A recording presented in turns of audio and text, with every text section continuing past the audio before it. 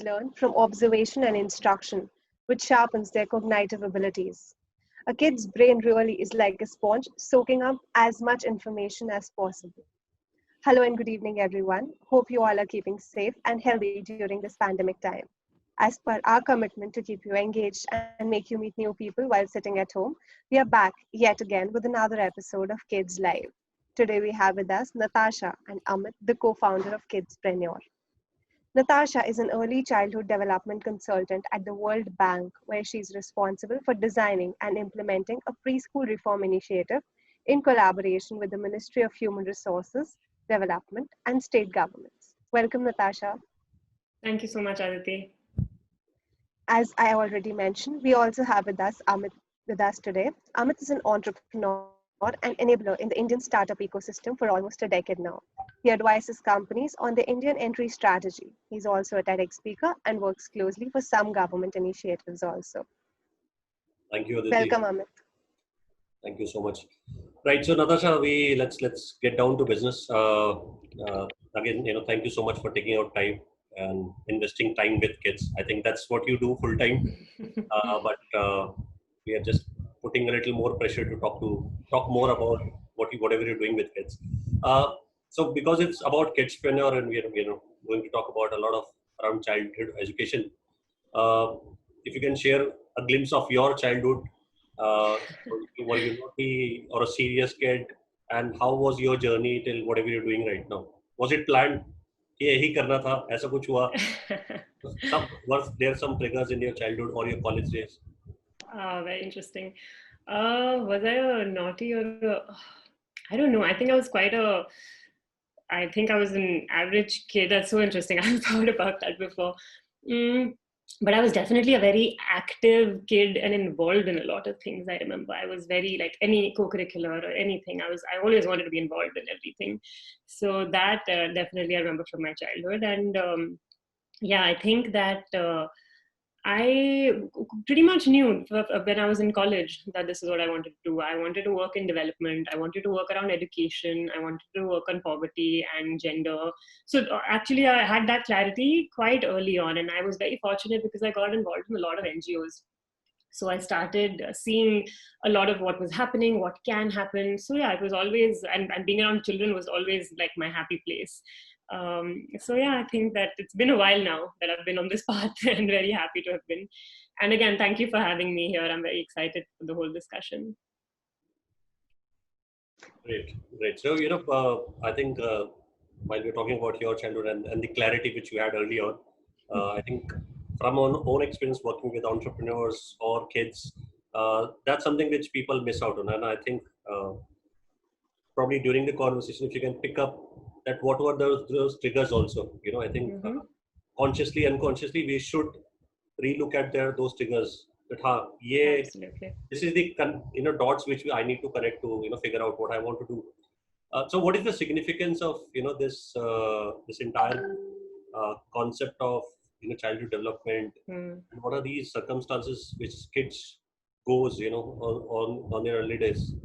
And obviously everything they are reading, studying, watching impacts them in a larger sense. How do we kind of, as parents, as possible kids, what are the triggers, as I said, we should look at when we are thinking on what should be the next path? Yeah. So I think, I work in, as you mentioned already, the early childhood education space. And I think a little bit clarification there is good before continuing, because we look at early childhood education purely as the learning opportunities that children get between the ages of 3 to 6. And that's also what we know as the preschool pre-period. But, you look at early childhood care and education, which is also very widely used in India and the world, which covers children between 0 to 8. And as Aditi already mentioned, we know already that the child's brain development happens the most during that critical time, which is why it's almost like, if you think about it, you think about a house and you're building primary school and secondary school and other experiences that a child might have. But if that foundation isn't strong, it's really difficult to build on that. So we look at early childhood education as that very strong foundation that every child needs. And the opportunity that the child gets in a preschool and at home during that age group is extremely, extremely important. Because the child is responsive at that time, but also because we know that how the brain develops now. There's been a lot of fascinating research done in the past decade or so on the neural connections that develop in a child's brain. And this happens during that time, and it can happen through any sort of positive stimulus.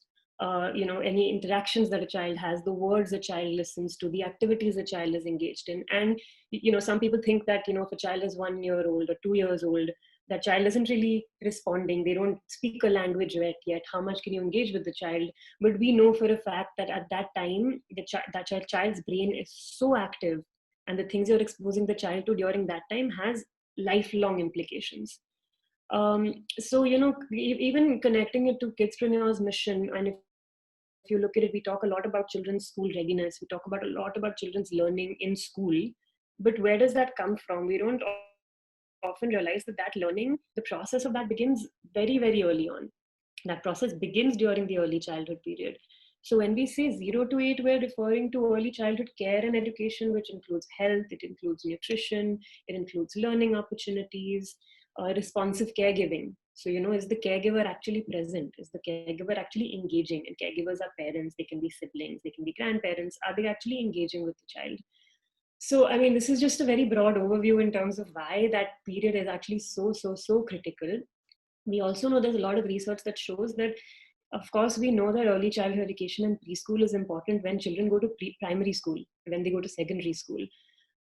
We've noticed, but we also know that it's far more important for their whole life and for their well-being. The way that, you wouldn't automatically make a connection that a child's experiences when the child was 3 or 4 years old has an impact on, say, their health, for example, or their way of thinking 20 years down the line, but it actually does. So that's why this space is so fascinating, because it's fertile ground during that time to really work with the child and to engage with the child in so many different ways to build these sorts of skills. And I'll get into that a little bit more when we look at children in this age group. We really look at, is there cognitive development happening? We have different ways of seeing how their cognitive and pre-number skills are formed. We have, is there language development happening, communication skills happening? Sure.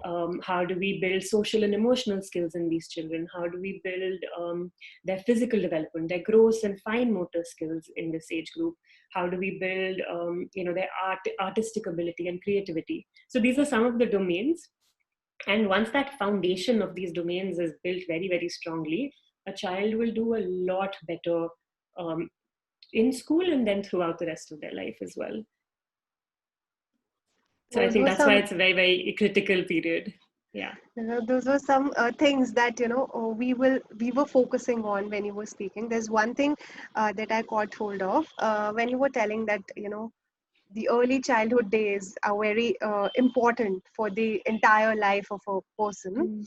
There's this one fact that I was reading on the net. It said that, when infants make sounds, then on an average, a parent responds to the sound 50 to 60% of times. So if a parent responds less than that, that could literally, hamper the speaking abilities of a child. Absolutely. In the after days. And if a parent responds 80% of the times, up to 80%, that can enhance the speaking abilities of the child.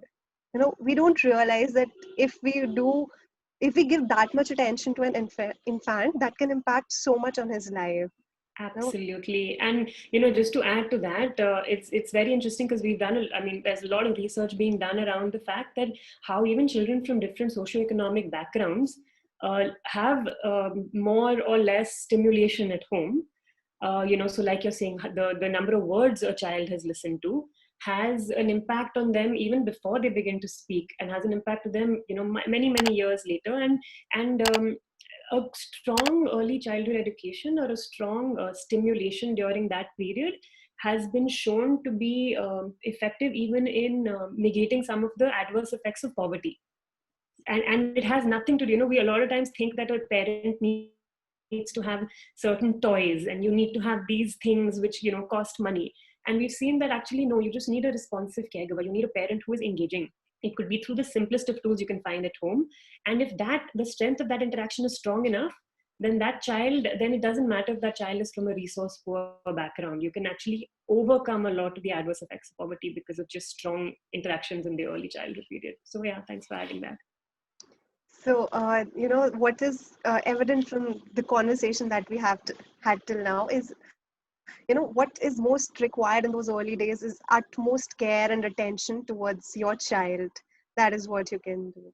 Mm-hmm. So when we talk about time that a child utilizes, there's some time that the child spends in the school also. Mm-hmm. So what view do you have of the early childhood education in India? If you could tell us Yeah, something about that. absolutely. So I think we all know actually that the right to education that we have in India starts at the age of 6, unfortunately. And India caters to a huge population, so schooling itself, government schooling itself, is a big undertaking. But recently there have been some very, very good initiatives in which the government is also trying to say that instead of starting compulsory schooling at age 6, we should begin it much earlier at age 3 or 4 for preschool education. So that's still something we're really, really hoping for and working with the government to do, is first and foremost make sure that becomes compulsory. Since it's not an official part of right to education, unfortunately in India we end up having a lot of a lack of data on this period. So it's for many, many years we've struggled with knowing exactly how many children are actually going to preschool, are not going to preschool, and the effect of it. So one of the biggest triggers that have happened in India, which have really made us focus a lot more on preschool education, is that we've noticed that there's been a learning crisis for children in school. So children, at a grade 5 level are not reading or doing arithmetic at that level. They're doing it at several levels below. So at a grade 3 level, for example, or a grade 8 child is reading and writing at a grade 5 level. And that made us realize and made all of us look at how preschool education is so important, because that is when that foundation is built. And if the children don't have the foundational understanding of, say, language and math and things like that, going forward, it's difficult for them to catch up as the curriculum builds on. So I think that in India, we are now beginning to see that actually that preschool is very, very important. But the second thing that we need to focus on as we introduce preschools in India is also, or not introduce, they already exist, but as we work to improve preschools in India, is seeing the pedagogy that we follow. So we know now that children learn through play. It's a widely known fact that a good, strong play-based pedagogy, where children are given free opportunities to kind of play and explore, but also some guided opportunities, is where a child learns the most. We as a country in our schooling system still really need to, train and move beyond move beyond, say, rote learning, for example. Like, we need to still move beyond learning that focuses less on conceptual understanding and a bit more on just instructional learning, for example. So I think that and there are lots of good initiatives happening. The government has come up with a lot of good publications on early childhood education, how to do child responsive teaching, how teachers can be trained better to be able to provide that in preschools. But so far we notice that a lot of preschool education ends up being a downward extension of primary school, which means that, if you're teaching a child in primary school ABC, 1, 2, 3, addition, subtraction, so if a child is in preschool, so acha, theek hai, we'll do the same curriculum, we'll do it few years earlier. But that's not actually what needs to happen. What needs to happen is that we need to break it down for the child. It's a step-by-step process, and it's building blocks. The building blocks of alphabet at a later age need to start with a child understanding a lot of smaller just smaller concepts, which then add up to, so just give an example. Before a child understands, say, what is 5 and what is 10, or how to add 10 and 5, they need to first understand the concept of more and less.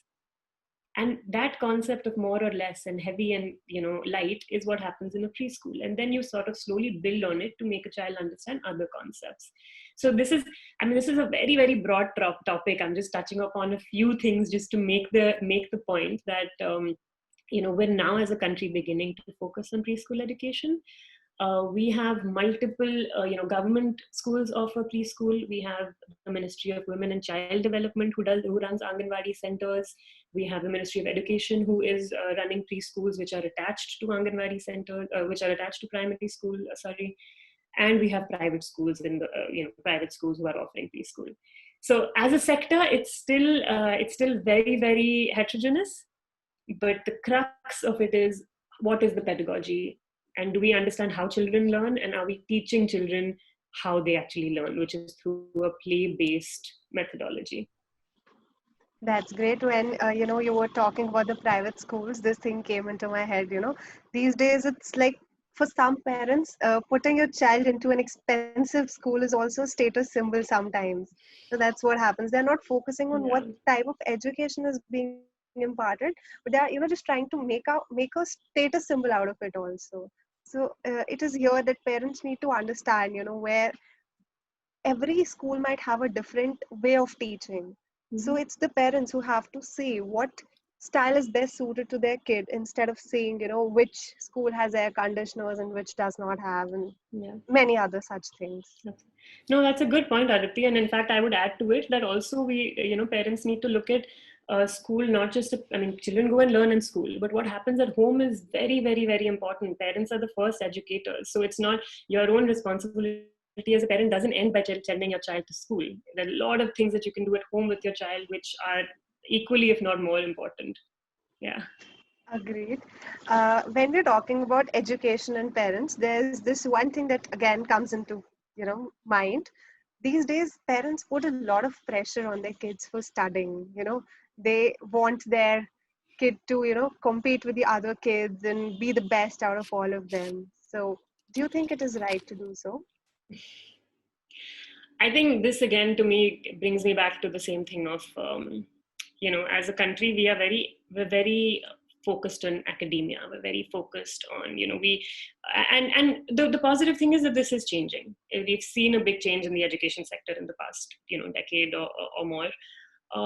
But we still, parents still demand, I'll tell you in the preschool, the sector that I work in, we know that giving homework isn't necessarily the solution for children, but parents will still demand that, for example. They would demand a very, very rigorous, thing. We know that in the preschool age group, your children should learn in their home language, the language that they speak most comfortably and are aware of, but parents would demand for English. And this is all of this, there's a complexity of problems and issues that lead to this sort of situation. Which need attention in different ways. But I think that the whole idea of focus on academia and on competition and achievement is something that we do need to let go of, because it's not very child-centric. It's not, you're not looking at that one particular child, their potential, what are that child's unique talents and abilities. And again, I'll connect it to child development, because I really think that parents and teachers, for that matter, I've noted, they work with children the way that they understand childhood. And there are many models of understanding childhood, but for me, one thing that's always stuck is that, there's one model which looks at children as an empty vessel, in which you're essentially, what you're doing is you are, I'm an adult, this is a child, and it's my responsibility to just teach this child everything I know. It's my responsibility to fill this empty vessel with knowledge and, and an idea of what I think counts as successful, which like you're saying, could possibly be a lot of focus on academia. But on the other hand, there is a school of thought which believes very strongly, and which is my school of thought as well, is that children need to be co-creators of, they need to be co-creators of meaning and experiences. That a child actually has a lot to offer to any kind of interaction or situation. And once that shift happens in their mindset, once that shift happens, the child is an equal participant in their learning, is when a parent or a teacher can begin to really actually facilitate that child's learning, which is not just cut, copy, paste, everyone doing the same thing, but where it's actually really customized to that particular child. That also, incidentally, we know is exactly the way that a child grows. If that child is being given that responsibility to think and to question and to participate, and the child is seeing from an adult that my opinion and holds value, then the child will actually be much more invested. So that personalized attention from parents and teachers is actually very, very important. So to what you're saying, I think definitely that mindset needs to shift, but it will only shift when we realize that the role of adults is to scaffold learning. This is again a phrase we commonly use, but it's that the adult needs to provide situations where you support learning and let the child in themselves explore different things. Don't enforce what is right or wrong. So as we are understanding so much about kids, and we know that, their mind grows and develops hugely during the age, till the age of 5 years. So how do you think can parents promote the entrepreneurial mindset among their children from a younger age so that it might help them in the later years? Yeah, that's a great question, because I think that a lot of programs focus on entrepreneurial skills later in life, which is great. That's also very important and definitely something our education system needs and is already doing well. But to me, entrepreneurial skills is basically, I mean, if you break it down, and it's really a lot of skills that actually, again, develop when a child is much younger. And I do strongly believe that there are activities that parents can do with their children to hone such a mindset. So actually, if you allow me, I think that what I was thinking is that since the mission of Kidzpreneur is to develop this sort of entrepreneurial mindset, I was thinking a lot about how young children can develop this at home, and I broke it down into different skills, right? And I think that the number one skill would be, say, self-confidence is something that a parent needs to participate in actually helping the child develop. And that self-confidence comes from how much space you give a child to actually express themselves, how much space there is for that child to actually express what they want to do, what their likes are, what their dislikes are, and things like that. And also giving them a platform, giving them a voice in, say, any kind of decision making. So that's number one, I think, is how to develop self-confidence. Eventually, we know is a very important attribute of entrepreneurs. Then we've got durability and resilience, I think, which we all know is very, very important for entrepreneurs. And in the early childhood period is exactly where we focus a lot on that attitude of if you fall down, you get up. And they really do learn that at that age, is that it's not the end of the world. You need to be resilient. You need to, if you fall down once, you get up. And, it's fascinating because with working with children, I have come to realize how children do this the best. Like, they can teach us all in how to do this. They don't mind if they fall and they're like, it's okay, we'll get up. Or if they make a sandcastle and someone breaks it, they're like, okay, we'll make it again.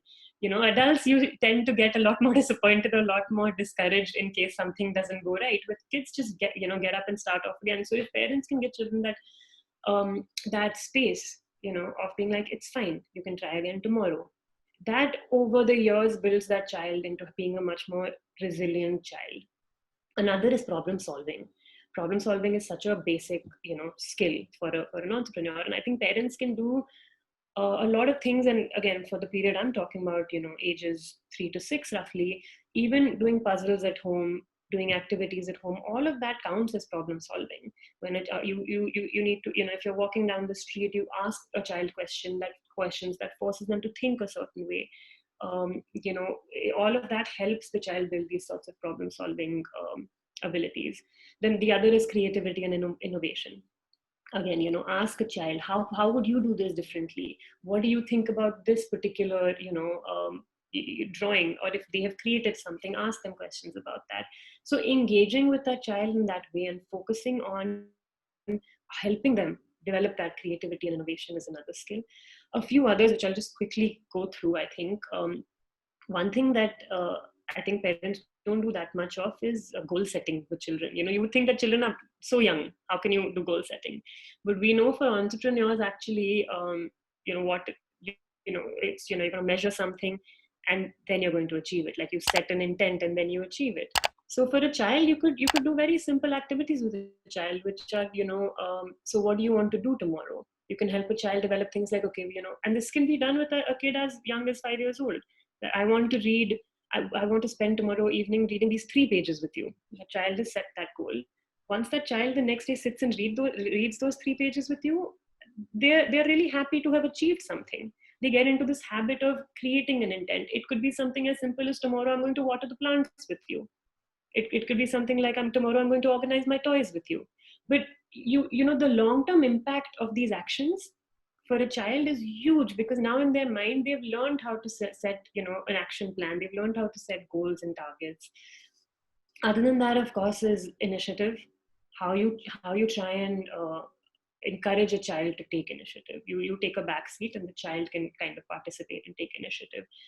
The next, and one of the ones that I think is most important, is empathy.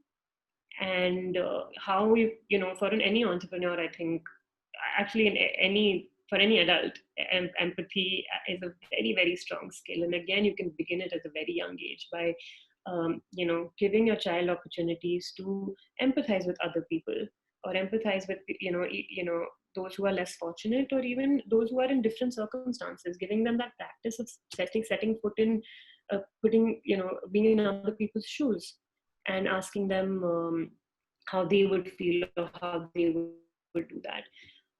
Yeah, so I think, I mean, these are just some of the things I was thinking earlier on, that like under entrepreneurship as a skill, these are exactly all of the things that you can start building at a very, very, very young age. But that happens through active and open communication with your child.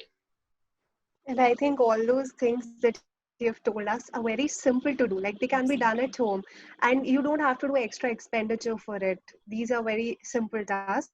So I think some of the parents are going to get excited after this session and going to try some of these with their kids right away, especially the goal setting. It will motivate them also for the next day, because otherwise, you know, sitting inside the homes, we are a lot bored, I'll say. Yeah. I think this pandemic has given a lot of opportunities to parents to really spend good quality time with their children, but it's also very difficult. Agreed. Yeah. So this is, you know, these are some ways where we can find happiness even by sitting at home. Some ways to do good things even by sitting at home. So moving on to the next question that I have for you is, what happens when, you know, we are kids? When a boy cries, he's generally told that you're not a girl, why are you crying? Or maybe when a girl who's taking part in sports like, say, boxing, she's told you're not a boy, why are you participating in such sports? So what are your like views on such situations? Like how do these situations have an impact on the young minds? And how do you think can we promote gender equality from a younger age itself, so that, you know, we can make an equal and empowered world? Yeah, I think so. To the first point, definitely these sorts of messages, which we know are very, very common, and not just in India, around the world, this very fixed idea of what it means to be a boy and what it means to be a girl, is something that actually starts very, very young. Research shows us that at the age of between, say, about 2 to 4, is when a child has already identified what gender they are, or has been told that, okay, I'm a boy and I'm a girl. And the subsequent year is when they start to understand what that means. So I'm a boy, therefore I will play with XYZ. I'm a girl, therefore I will do this or not do this. And it's fascinating, because it's one of the first social categories that a child actually begins to look at. And a lot of this is what they pick up at home, of course.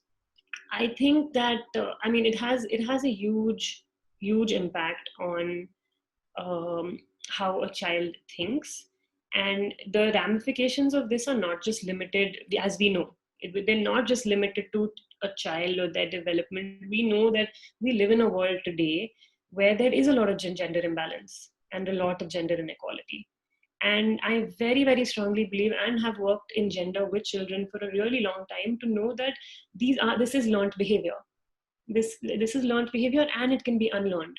So if, you know, I mean, if that child at that young age is especially taught gender in a very restrictive way, you know, to be told very rigidly that because you're a boy you can't cry, like you said, or because you're a girl you can't play this, that has huge effects in that child's own ability. So there's actually, you know, there's been a few studies which have shown how the confidence level of girls really changes, say around the age of 4 to 5, and then 5 to 6, it automatically switches. They find themselves to be a lot more capable as girls to be able to do tasks at a younger age.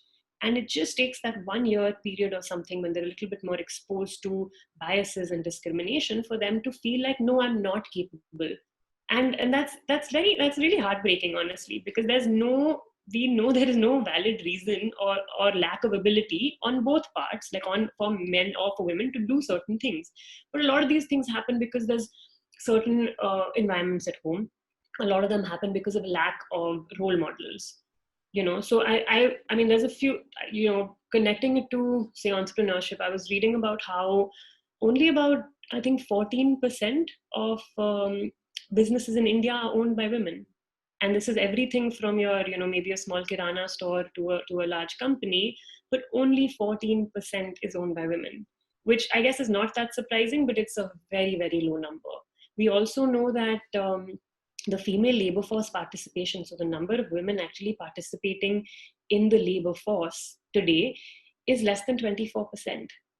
And that's a number which has actually decreased in the past decade instead of increasing. You would think with more education and development, it would increase, but it's actually dropped.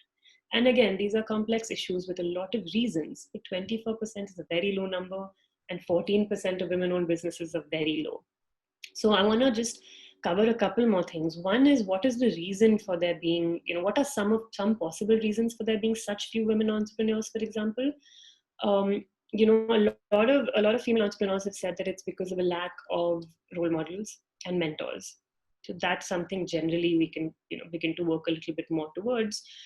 The other is that they actually exactly they faced all of these restrictive roles as kids, where they were told that this is what you can do as a girl, and therefore their confidence and ability was affected. So all of these skills that we just listed in the last question, all of these skills were not able to fully develop, purely because they believed that as a girl they couldn't be XYZ things. Things like financial literacy, and this is from my own experience. I've seen that parents talk about financial literacy a lot less with girls than they do with boys. I've just noticed, and again, that's an important part of economic empowerment and economic autonomy for a girl. So I think, and the final reason I think that there are fewer women entrepreneurs is because they've historically been taken a lot less seriously by investors or by the ecosystem than the men have. So lots and lots of changes that need to take place across the landscape. But I'll focus on what can parents do with children at a young age, right? And I think that it really starts at you could think of it as like a 3 or 4 step process. At a very young age, like I said, between the ages of about 2 to 6, a child is recognizing, this is my gender identity. They're recognizing, this is what it means. I'm a boy, therefore this. I'm a girl, therefore this. That is the time where we need to intervene. That is where we need to start intervening and then continue to intervene to make sure that doesn't happen. So how can parents make sure that doesn't happen? The first step, I would say, is a self-evaluation. So parents need to first understand and realize, what are my own biases? And I don't think, these issues have been in our country for so long that there is no straightforward answer, and it doesn't change overnight. But I think it really starts with some critical reflection.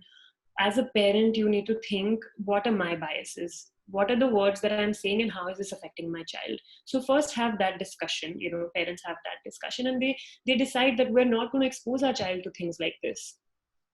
And there's a lot of good content and resources out there where you can educate yourself about how to not say, for example, sexist things in front of your child, or how to not portray certain kind of sexist behavior in front of your child. So the first is self-evaluation. What are my biases? What are the discriminatory practices I am following, and not to do that. The next is, you can look at what are the toys and activities you're exposing your child to. Don't decide based on gender. Don't decide that a boy plays with a car and a girl plays with a doll. Give your boy a doll to play with. It's not the end of the world. The boy will come up with fascinating stories with the doll, and the girl will come up with it will have a great time playing with a football. We know this. We know that it doesn't matter. But if you ask a child, a lot of children will say, oh, can a girl be a doctor? Can a boy be, can a boy be a nurse? Like, you break that down. Show them other role models. Show them that a boy can be anything, a girl can be anything. Don't be restrictive. So definitely expose them to all sorts of toys and all sorts of activities. It's not a big deal.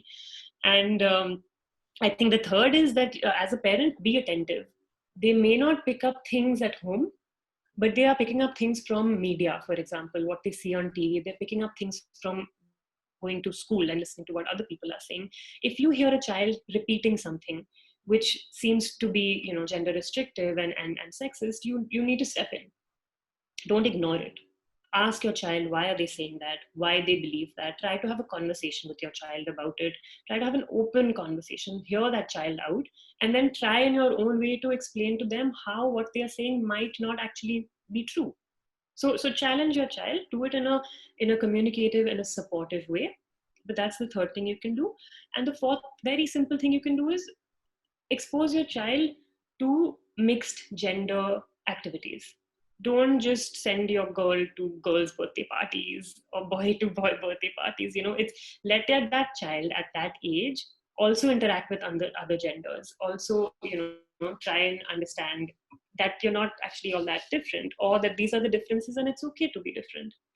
I hope that makes sense. But I think those are some very practical ways in which I think that parents can start very young to make sure that children do not feel restricted by their gender. And I think, as we were already discussing, that this is the time when parents and children can bond the best, though they might not be able to go out and buy new toys for their kids, like a car for their girl child or maybe a Barbie doll for their, boy child, but they're definitely going to bond with their kids and promote this thing, gender equality among their kids, and make the best out of it. It was great discussing about kids with you, Natasha, today. A very interactive and enlightening session. Thanks for joining us today. Thank you so much for having me. Thank you, Amit, for joining us today for this interactive session.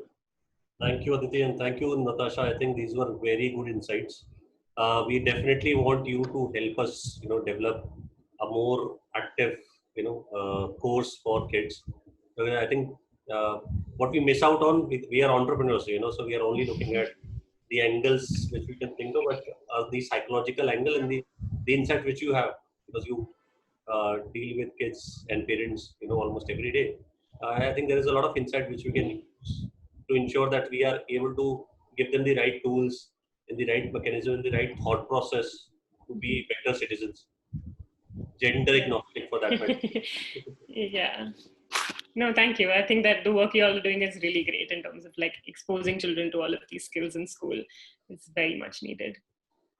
Thank you. So it was a great session. And before we end today's session, I would like to thank all of you for joining us for this session. These testing times under the COVID-19 situation have created a vacuum and forced us to face times that we had never dreamt of. Engaging kids has become quite an effort, who are forced to stay inside their homes 24/7. This KidzLive initiative, like many others, may help you in keeping your child engaged. Stay tuned. Thank you.